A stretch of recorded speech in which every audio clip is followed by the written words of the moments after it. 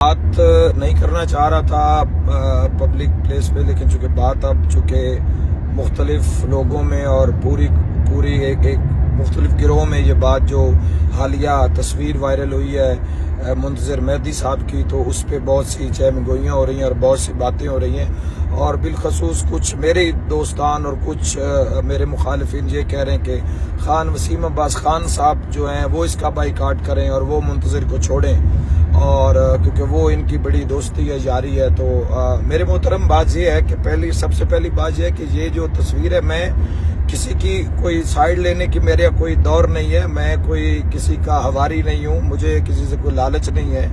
آپ پوری قوم کے سامنے میری زندگی ہے کھلی کتاب کی طرح کہ میرے شب و روز کیسے گزر رہے ہیں۔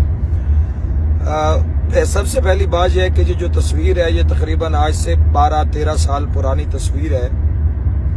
اس میں آپ دیکھ سکتے ہیں بالکل وہ ینگ ہیں، اور جو بھی وہ تصویر ہے جو بھی وائرل ہوئی اس پہ میں بات نہیں کرنا چاہتا۔ بات یہ ہے، گزارش یہ ہے کہ دیکھیں، سب سے پہلا جو غلط کام ہے کہ آپ کسی کی پرسنل لائف میں جا کے آپ کسی کی پرسنل زندگی کو آپ جب اٹھا کے آپ پبلک پلیس پہ لگاتے ہیں یا شو آف کرتے ہیں، یہ اس کا حق بالکل اسی بنیاد پہ بہت سی روایات ملتی ہیں کہ کسی مومن کی تذلیل کرنے یا کسی کے لیے کسی کے پر آپ کو کیا پروف ہے کہ ہو سکتا ہے کہ اس عورت کے ساتھ موصوف کا نکاح رہا ہو، یا ہو سکتا ہے اس کے ساتھ وہ متا رہا ہو اس کا، یا ہو سکتا ہے کہ ان دونوں باتوں میں اور تینوں باتوں میں کوئی حقیقت نہ ہو، تو ہم اور آپ نہیں جانتے۔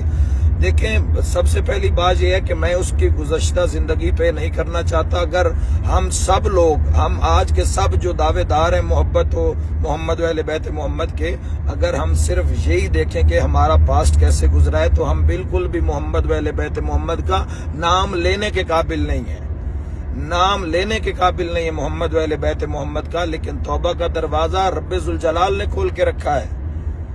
اگر توبہ کا دروازہ انسانوں کے ہاتھ میں ہوتا تو یقیناً یہ کبھی اس کو نہ کھولتے، چاہے اس دروازے پہ لوگ ٹکرے مار مار کے مر جاتے۔ توبہ کا دروازہ کھلا ہے۔ آپ یہ دیکھیں کہ لوگ کہہ رہے ہیں کہ وسیم عباس کا دوست ہے، وہ میرا دوست ہے۔ میں اس ملک منتظر مہدی کو جانتا ہوں جس کی وجہ سے لاتعداد غریبوں کے گھر چل رہے ہیں۔ میں اس منتظر مہدی کو جانتا ہوں جس کی زندگی میں الحمدللہ نماز شامل ہوئی ہے۔ میں اس ملک منتظر مہدی کو جانتا ہوں کہ جو خدام آل محمد کے حوالے سے، چاہے وہ سیلاب کی آفت ہو، چاہے وہ کوئی آفت ہو، جو بھی آفت، ہمارے ساتھ رہے ہیں، ہمارے ساتھ چلے۔ میں اس منتظر مہدی کو جانتا ہوں جس نے اپنے چہرے پہ سنت رسول کو سجایا ہے۔ میں اس منتظر مہدی کو جانتا ہوں جو ابھی خانہ خدا سے ہو کے واپس آیا ہے۔ تو آپ ایک 13 سال کی پرانی تصویریں اٹھا کے آپ ساتھ لگا کے، تو آپ کسی انسان کے اور اللہ کے اس کے درمیان جو اس کی توبہ کا یا پناہ کا سلسلہ ہے، وہ آپ اپنے ہاتھوں میں کیسے لیتے ہیں؟ یہ کلیم کریں وہ بندے کریں جن کی وہ جو خاتون ساتھ کھڑی ہیں، وہ خاتون کلیم کریں کہ اس نے میرے ساتھ کوئی زیادتی کی ہے۔ اس کے جو میکے ہیں وہ کلیم کریں کہ اس نے میرے ساتھ کوئی زیادتی کی ہے، یا اس نے کوئی 2 نمبر کام کیا ہے۔ ایک فوٹو آپ اٹھا کے لیتے ہیں جب آپ کو نہیں پتا کوئی نکاح کا سلسلہ ہے، کوئی کسی کا موتے کا سلسلہ ہے، یا کسی کے کوئی بھی ایسا کام ہے۔ شریعت میں ہزاروں راستے موجود ہیں۔